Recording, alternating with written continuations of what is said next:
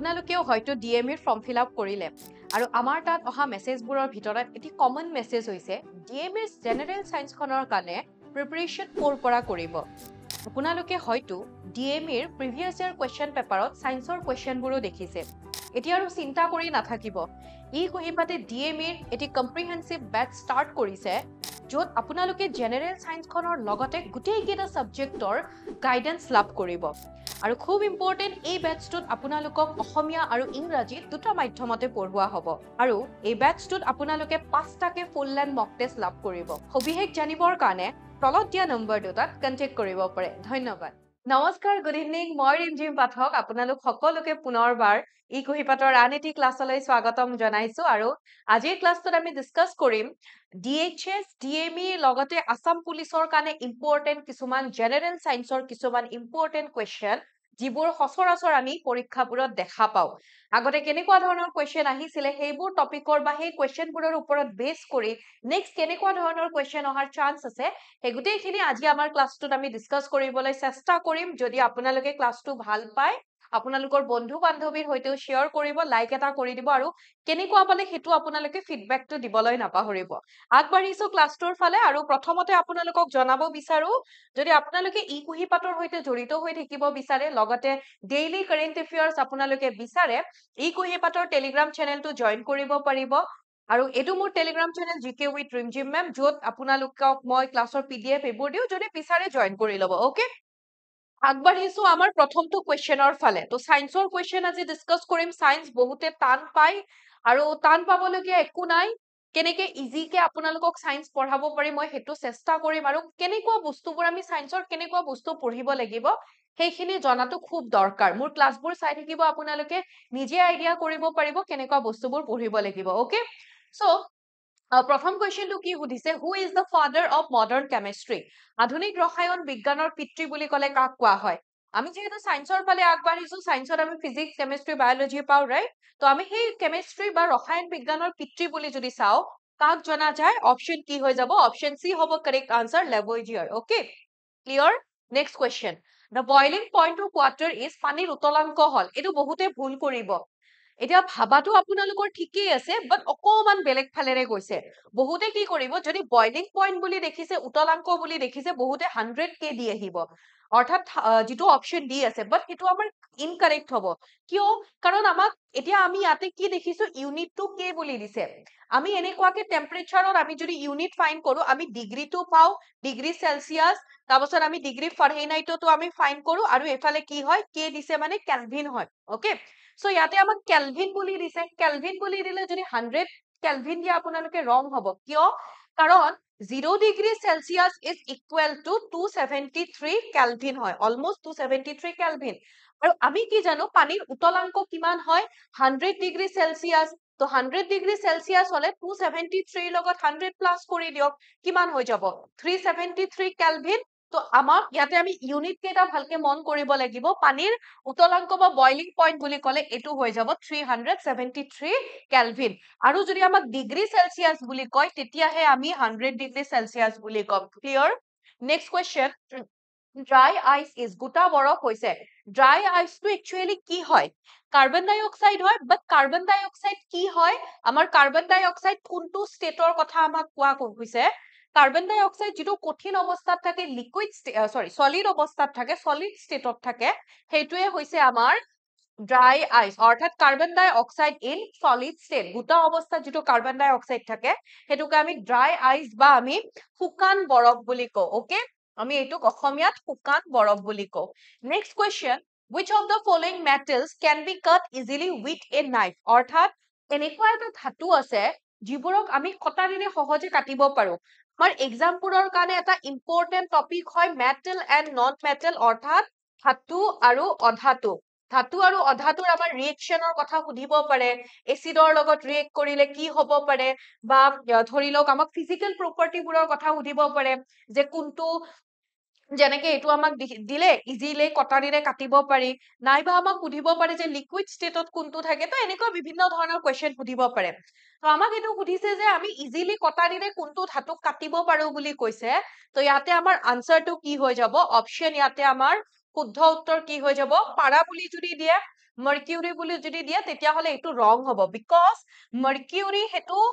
এইটো একমাত্ৰ এনেকুৱা এটা ধাতু যিটো আমি লিকুইড ষ্টেটত বা যিটো আমি কি হয় জুলীয়া অৱস্থাত পাওঁ মাৰ্কিউৰি বা পাৰা ক'ত ইউজ কৰা হয় থাৰ্মোমিটাৰ আৰু ইজিলি কটাৰীৰে কাটিব পাৰো যেনেকুৱাকে আমি ছডিয়াম পাৰো ছডিয়াম নৰ্মেলি ধাতুবোৰ কঠিন হয় বাট এই ধাতুবোৰ কি হয় ইজিলি কটাৰীৰে কাটিব পাৰো মানে এইবোৰ সফ্ট হয় কোমল হয় ধাতুৰ এইবাৰ ডিএইচৰ এক্সামত এটা কুৱেশ্যন আহিছিলে যে তলৰ কোনটো ধাতুৰ প্ৰপাৰ্টি নহয় বা গুণ নহয় তো তাৰে ধাতুৰ প্ৰপাৰ্টি বা গুণৰ ভিতৰত এটা আহে যে ধাতুবোৰ নৰ্মেলি হাৰ্ড হয় তাৰপাছত মানে টান হয় সলিড হয় ওকে গোটা হয় ৰাইট তো এনেকুৱা এটা ইয়াৰে এক্সেপশ্যন আমি পাওঁ সফ্ট বা কোমল হয় সেইটো কি হয় সোডিয়াম আৰু এই অপশ্যন কেইটাৰ ভিতৰত হ'ব কি পটেছিয়াম ৰাইট আৰু এটা ধাতু কি যেনেকে কোনো ধাতুৰ এটা ধৰ্ম সলিড হয় বাট গোটা হয় কঠিন হয় বাট পাৰা বা মাৰ্কিউৰি কি হয় সেইটো এক্সেপশ্যন সেইটো আমি জুলীয়া অৱস্থাত পাওঁ একমাত্ৰ এটা ধাতু next what is a non metal in liquid state at room temperature ভালকে অকমান চাওক কি বুলি কৈছে কুৱেশ্যনটো বহুতে পাৰা বুলি ক'ব মাৰ্কিউৰি বুলি ক'ব বাট এইটো ৰং আনসাৰ হয় কিয় বিকজ ইয়াতে আমাক কি বুলি কৈছে নন মেটেল বুলি কৈছে অধাতু বুলি কৈছে যেনেকে আমি মাৰ্কিউৰি আমাক যদি সোধে what is a metal in liquid state at room temperature metal বা ধাতু বুলি ক'লেহে আমি কি বুলি ক'ম মাৰ্কিউৰি বা পাৰা বুলি ক'ম এইটো হয় আমাৰ মেটেল বা ধাতু কিন্তু আমাক ইয়াতে নন মেটেল বুলি কৈছে অধাতু তো এনেকুৱা একমাত্ৰ এটা অধাতু পাওঁ অধাতুবোৰ বা যিবোৰ নন মেটেল আছে সেইবোৰ আমি লিকুইড ষ্টেটতো পাওঁ সলিড ষ্টেটতো পাওঁ গেছিয়াছ ষ্টেটতো পাওঁ লিকুইড ষ্টেটত কেৱল এটাই পাওঁ আৰু সেইটো কি হৈছে ব্ৰমিন অপশ্যন বি হৈ যাব correct answer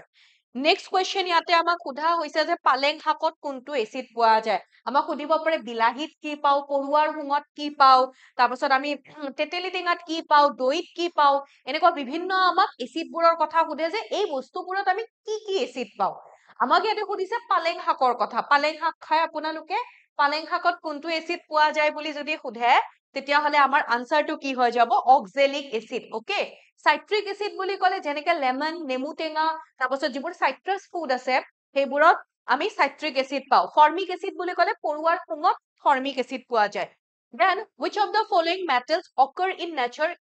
in free state নিম্নলিখিত কোনটো ধাতু প্ৰকৃতিত মুক্ত অৱস্থাত পোৱা যায় বুলি কৈছে free state মুক্ত অৱস্থাত মানে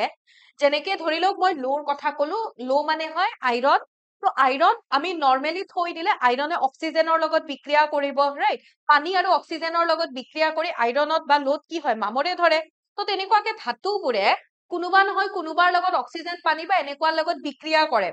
এনেকুৱা কিছুমান ধাতু আছে যিবোৰ প্ৰকৃতিত মুক্ত অৱস্থাত থাকে কাৰো লগত বিক্ৰিয়া নকৰে যেনেকে আমি সোডিয়ামৰ কথা ক'লে সোডিয়ামে পানী সোডিয়ামেটো বহুত ইজিলি বিক্ৰিয়া কৰে সেইটো কাৰণে আমি সোডিয়ামক অক্সিজেন বা পানীৰ লগত বিক্ৰিয়া কৰি ভমককে জুই জ্বলি উঠে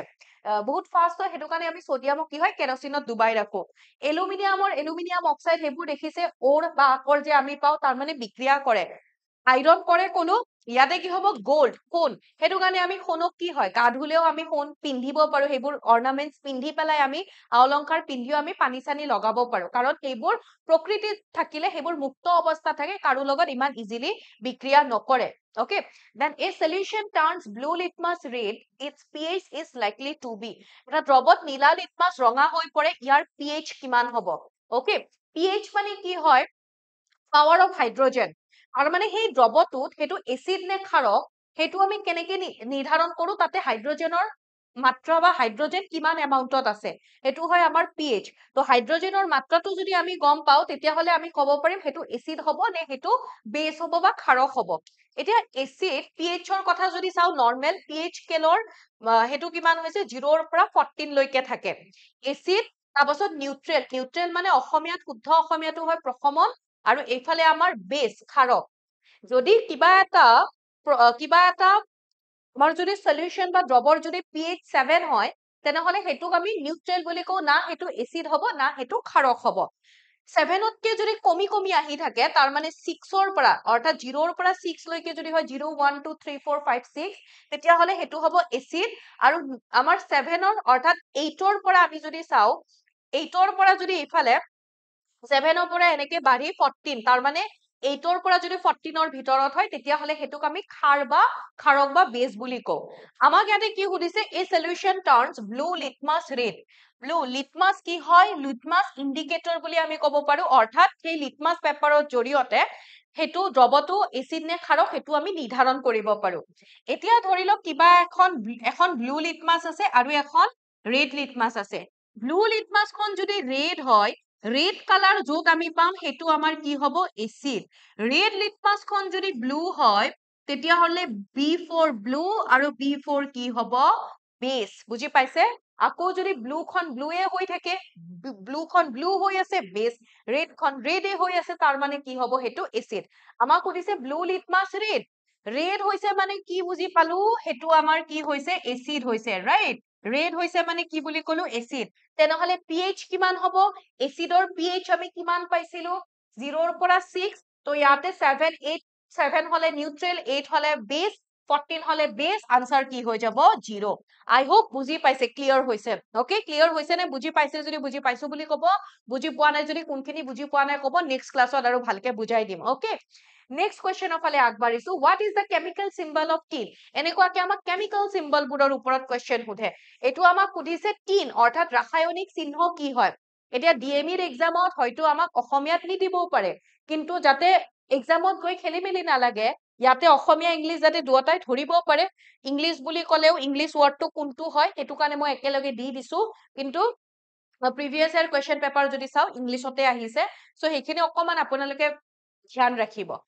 টিন বুলি ক'লে টিনৰ ৰাসায়নিক সংকেতটো কি হয় টিআই নহয় এউ মানে কি হ'ব অৰাম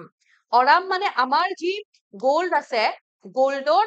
ৰাসায়নিক সংকেত কি হয় অৰাম ওকে আৰু টিনৰ কি হ'ব SN পিবি বুলি ক'লে প্লাম্বাম আমাৰ যে লেড আছে লেড আমি অসমীয়াত ক'লে কি হয় হি তো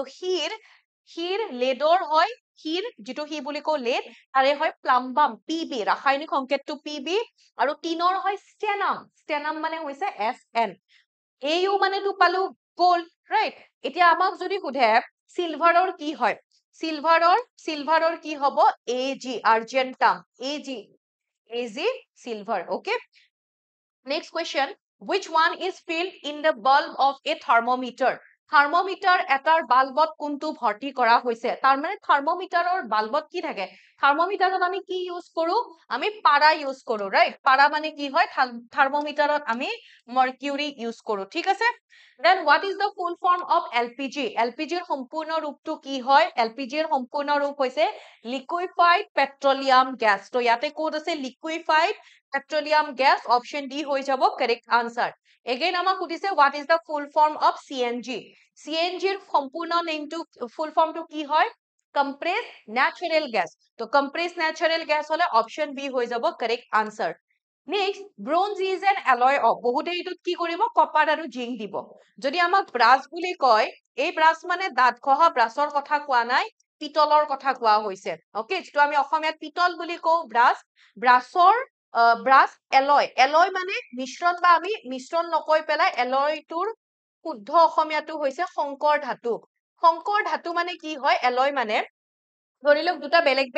যেনেকে কপাৰ আৰু জিংক দুটা বেলেগ মেটেল হয় ধাতু হয় সেই দুটা লগাই পেলাই যেটো আমি নতুন ফৰ্ম পাও হেতুক আমি এলয় বুলি কওঁ বা এটা ধাতু এটা অধাতুও হ'ব পাৰে এটা মেটেল এটা নন মেটেলো হ'ব পাৰে তো যেতিয়া আমাক কপাৰ আৰু জিংক বুলি কব হেতু হ'ব ব্ৰাছ পিতল আৰু ব্ৰঞ্জ যেটো এলয়ৰ কথা সুধিছে ব্ৰঞ্জ কেনেকে নিৰ্মাণ কৰা হয় তাত কপাৰ আৰু টিন থাকে ওকে তো অপশন বি হ'ব ইয়াতে শুদ্ধ উত্তৰ then what is the chemical name of baking soda baking সোডাৰ ৰাসায়নিক নামটো কি হয় মই সংকেতটো লিখি দিছো আপোনালোকে ধৰিব পাৰে নে কবচোন NaHCO3 তো এটো কি হয় সোডিয়াম হাইড্ৰোজেন কাৰ্বনেট বা সোডিয়াম বাইকাৰ্বনেট এই হাইড্ৰোজেনৰ প্লেসত হাইড্ৰোজেন যদি থাকে আমি হেতু বাই বুলিও তেনেকে ইউজ কৰিব পাৰো সোডিয়াম হাইড্ৰোজেন কাৰ্বনেট বা সোডিয়াম বাইকাৰ্বনেট মনত থাকিব সোডিয়াম বাইকাৰ্বনেটটো বেকিং সোডাৰ হৈছে ৰাসায়নিক নাম ব্লিচিং পাউডাৰৰ কলে কি হ'ব ক্যালসিয়াম অক্সিক্লোৰাইড দিয়া নাই ইয়াতে অপচনত তো মনত ৰাখি থৈ দিব আমাক ব্লিচিং পাউডাৰৰো সুধে ব্লিচিং পাউডাৰৰ কেমিকেল নেম যদি সুধে ক্যালসিয়াম অক্সিক্লোৰাইড ওকে তো CaCaOCl2 calcium oxychloride next what is the SI unit of heat তাপৰ SI একক কি হয়? আমাক যদি এনাৰ্জিৰো SI একক বুলি সোধে, what is the SI unit of energy বা শক্তি, শক্তিৰ SI একক কি হয় বুলি যদি সোধে, আনসাৰ কি হৈ যাব? জুল, okay? আৰু এটোক আমি কেনেকে ৰিপ্ৰেজেন্ট কৰো? J, ঠিক আছে? তো অপশন বি হ'ব শুদ্ধ উত্তৰ। Then which type of mirror is used in the headlight of a vehicle? অৰ্থাৎ আমাৰ যে গাড়ীবোৰৰ ফ্ৰণ্টত যে হেডলাইট যে থাকে যে, তো গাড়ীবোৰৰ আগত যিবোৰ লাইট থাকে, সেই লাইটবোৰত এখন দাপোন ব্যৱহাৰ কৰা হয়। সেই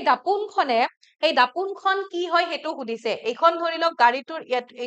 এইটো হৈছে লাইটটো, ইয়াতে ফকাছটো আছে আৰু ইয়াতে আমি সেই দাপোনখন ব্যৱহাৰ কৰিছো। তো এই দাপোনখনত যেতিয়া ফকাছৰ পৰা এনেকুৱাকে লাইট আহিব, এই দাপোনখনত লাইট পৰাৰ পাছত এনেকুৱাকে পেৰেলেলি লাইটখিনি, পেৰেলেলটো মোৰ হোৱা নাই, সমান্তৰাল, তো দাপোনত পৰাৰ পাছত লাইটখিনি এনেকুৱাকে পেৰেলেলি সমান্তৰাল ভাৱে এনেকুৱাকে পাছ হৈ যায়। আমি যদি টৰ্চটো চাওঁ, টৰ্চটো এনেকে মাৰি দিলে যিটো ফালে আমি মাৰিম সেইটো ফালেহে লাইটখিনি যাব। ওপৰত চাব লাগিলে ওপৰৰ ফালে দিম। এতিয়া গাড়ীৰ হেডলাইট মানে কি হয়? সন্মুখত কি আছে চাব লাগে। তো সন্মুখত মানে পেৰেলেলি চিধাকে এনেকে আহিব লাগিব লাইট। তো দাপোনখন এনেকুৱাকে ফিট কৰা থাকে যাতে ফকাছৰ পৰা লাইটবোৰ দাপোনত পৰিলে এনেকুৱাকে পেৰেলেলি এনেকুৱাকে আহে, ওকে? তো সন্মুখৰ ফালে আমি দেখা পাও কি আছে, লাইটটো জ্বলিলে, আৰু এইখন কি হয়? তেতিয়া এই দাপোনখন কি হয়? সেইখন হৈছে আমাৰ কনকেভ মিৰাৰ বা এইখন হৈছে আমাৰ অবতল দাপোন। আমি 8, 10 মানত পোৱাই হয় এইবোৰ কনসেপ্ট, 7, 8 মানতে আছে। তো গাড়ীৰ হেডলাইটত কনকেভ মিৰৰ ইউজ কৰো। তাৰোপৰি সোলাৰ ফাৰ্নেন্স, অৰ্থাৎ যিবোৰ আমাৰ সোলাৰ কুকাৰে হওক বা যিবোৰ সোলাৰ ফাৰ্নেন্স আছে, সূৰ্যৰ পোহৰৰ সহায়ত বা সূৰ্য কুকাৰ যিবোৰ হয়, সেইবোৰতো আমি কি হয়? অবতল দাপোন ব্যৱহাৰ কৰো। তাৰোপৰি ডক্টৰে কি হয়? দাঁত পৰীক্ষা কৰিবৰ কাৰণে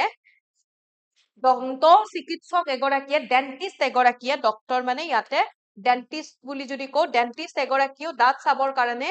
এই মিৰৰ ইউজ কৰে, ওকে? দেন আকৌ কি হয়? গাড়ীৰ হেডলাইট লগতে আমাৰ যিবোৰ টৰ্চ, তাতেও আমি কি হয়? কনকেভ মিৰৰ ইউজ কৰো। আৰু কনভেক্স মিৰৰ ৰিয়ৰ ভিউ মিৰৰ হিচাপে ইউজ কৰা হয়। ৰিয়ৰ ভিউ মিৰৰ মানে বুজি পাইছে ন? গাড়ীৰ পিছফাল চাবৰ কাৰণে, ড্ৰাইভাৰ গৰাকীয়ে যে, গাড়ী চালক গৰাকীয়ে পিছফালৰ অংশটো চাবৰ কাৰণে, এৰিয়াটো চাবৰ কাৰণে যিখন মিৰৰ ইউজ কৰে, সেই মিৰৰখন হৈছে কনভেক্স মিৰৰ। আৰু প্লেন মিৰৰ অৰ্থাৎ আমি নিজকে সাজি কাচি, আমি যে নিজকে যে চাও মিৰৰখনত, দাপোনখনত কৰবাত যাব লাগিলে, বা এনেও যে চাই থাকে বহুতে, হয়নে? এনেও চোৱা যায় ন? তো সেইখন হৈছে plane mirror. Next, what is the chemical name of vinegar? ভিনেগাৰৰ ৰাসায়নিক নামটো কি আমাক সুধিছে। আনসাৰটো ইয়াতে কি হৈ যাব? Asiatic acid. অপশন বি হৈ যাব শুদ্ধ উত্তৰ, এসেটিক এসিড। যেটো ভিনেগাৰ আমি ইউজ কৰো বিভিন্ন আচাৰ চাচাৰ সেইবোৰ বনাবৰ কাৰণে, তাতে ইউজ কৰো আমি। তো তাতে কি হয়? এসেটিক এসিড থাকে। Then in which of the following process is energy released? এইকেইটা যে আমাৰ প্ৰচেছ দিয়া হৈছে, কিছুমান যে আমাৰ প্ৰক্ৰিয়া, ইয়াতে যে 4টা আমাক নাম দিয়া হৈছে, এই গোটেই কেইটাৰ ভিতৰত ক'ত শক্তি মুক্ত হয়, এনাৰ্জি ৰিলিজ হয়? আমি খাদ্য খালে শক্তি পাওঁ, ঠিক তেনেকুৱাকে এই গোটেই কেইটা প্ৰচেছৰ ভিতৰত কিহৰ থ্ৰুইদি এনাৰ্জি ৰিলিজ হয়? ৰেস্পিৰেশ্যন, ফটোচিনথেসিস, তাৰপিছত ইনজেকশন, এবজৰ্পশন। তো এই গোটেই কেইটাৰ ভিতৰত কোনটোত হ'ব আমাৰ এনাৰ্জি ক'ত ৰিলিজ হয়? আমি যদি চাওঁ, আমাৰ ৰেস্পিৰেশ্যন বা যিটোক আমি শ্বসন বুলি কওঁ, অসমীয়াত ক'লে শ্বসন, শ্বসনত কি হয়? এনাৰ্জি, ৰেস্পিৰেশ্যনত এনাৰ্জি ৰিলিজ হয়, শ্বসনত এনাৰ্জি ৰিলিজ হয়, ওকে? আমি খানা খালো, আমি খানা খোৱাৰ পিছত সেইখিনি গ্লুকোজত কনভাৰ্ট হৈ পেলাই, আমাৰ খানাখিনি গ্লুকোজত কনভাৰ্ট হয়, আমাৰ বডিৰ চেলত থকা অক্সিজেনৰ লগত লগ লাগি পেলাই কাৰ্বন ডাই অক্সাইড ৰিলিজ হ'ব, ৱাটাৰ ৰিলিজ হ'ব, আৰু লগতে কি হয়? এনাৰ্জি ৰিলিজ হয়, ঠিক আছে? ওকে, আমাৰ বডিত থকা অক্সিজেন লগতে আমাৰ যি ৱাটাৰ আছে, সেই গোটেইখিনিৰ লগত কম্বাইন হৈ পেলাই কাৰ্বন ডাই অক্সাইড, ৱাটাৰ আৰু এনাৰ্জি ৰিলিজ হয়। Then the material used in the manufacture of lead pencil is, অৰ্থাৎ lead পেন্সিলত, সিহৰ পেন্সিল নিৰ্মাণত ব্যৱহাৰ কৰা সামগ্ৰীবিধ কি হয়? তাত আমি পেন্সিলৰ এইটোত কি ব্যৱহাৰ কৰো? ইয়াতে জানে হয়তো সকলোৱে, কাৰ্বনৰ এটা ফৰ্ম হয়, ওকে? কাৰ্বনৰে এটা ৰূপ হয়, আৰু সেই কাৰ্বনৰ ৰূপটো কি হৈছে? গ্ৰাফাইট, অৰ্থাৎ আমি ইয়াতে গ্ৰাফাইট ইউজ কৰো। Then the pH of human blood is, মানুহৰ শৰীৰৰ, মানুহৰ তেজৰ pH কিমান হয়? pHৰ কথা আমি পঢ়িলো, এতিয়া মানুহৰ তেজত কিমান pH থাকে? অলমোষ্ট নিউট্ৰেলে হয়, এচিড নহয়, অৰ্থাৎ 7 তেনেকুৱা এটা হ'ব, 6.62 নহয়, ইজি কৰি দিলো। তো সেইটো মানে অলমোষ্ট আমাৰ 7.35 পৰা 7.45 তেনেকে থাকে বাট আমি এভাৰেজ টো 7.4 ধৰো তো ইয়াতে আমাৰ আনসাৰ কি হৈ যাব option D 7.4 next the noble gas used for the treatment of cancer is কৰ্কট ৰোগৰ চিকিৎসাৰ বাবে ব্যৱহাৰ কৰা সম্ভ্ৰান্ত গেছটো কি হয় নোবেল গেছ বুলি ক'লে আমাক এনেকেও সুধিব পাৰে নোবেল গেছবোৰ কোনবোৰ তলৰ কোনটো Nobel gas helium argon xenon radon এইবোৰ নোবেল গেছ অৰ্থাৎ নোবেল গেছ বা সম্ভ্ৰান্ত গেছ মানে কি হয় সেইবোৰে ইজিলি কাৰো লগত বিক্ৰিয়া নকৰে ওকে কি আমি ইমান ডেপথত নাযাও কি হয় খালি মনত ৰাখিব ইজিলি কাৰো লগত বিক্ৰিয়া নকৰে আৰু এই নোবেল গেছ কোনটো ক্যান্সাৰ ট্ৰিটমেন্টত ইউজ কৰা হয় তাৰে যেটো আমি ফৰ্মুলা যদি চাও RN হয় RN হলে কোনটো হ'ব পাৰে ৰেডন ৰাইট অপশন ডি হৈ যাব কাৰেক্ট আনসাৰ অৰ্থাৎ এই যেটো ৰেডন এটো এটা আমি যদি চাও এটো এটা আমাৰ ৰেডিও এক্টিভ গ্যাস হয় এটো এটা আমাৰ ৰেডিও এক্টিভ গ্যাস হয় আৰু এটোৱে আমাৰ যি ক্যান্সাৰ সেল থাকে বডিত সেই ক্যান্সাৰ সেলবোৰ আমাৰ যিবোৰ ক্যান্সাৰ সেল থাকে সেইবোৰক ডেস্ট্ৰয় কৰি দিয়ে ওকে সো মনত ৰাখিব কি হ'ব ইয়াতে আনসাৰ হৈ যাব ৰেডন ওকে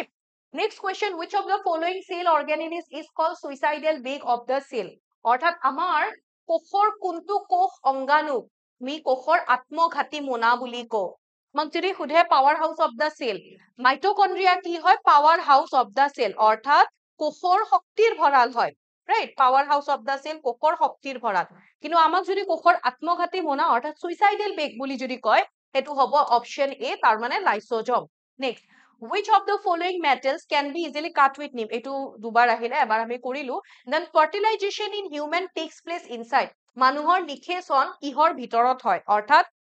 মেল আৰু ফিমেল যি আমাৰ স্পাৰ্ম এন্ড এগ ফিউজ হোৱাৰ পিছত যেটো আমাৰ নতুন জাইগোট এটা ফৰ্ম হ'ব সেই একেবাৰে ফাৰ্স্ট যেটো হয় হেতু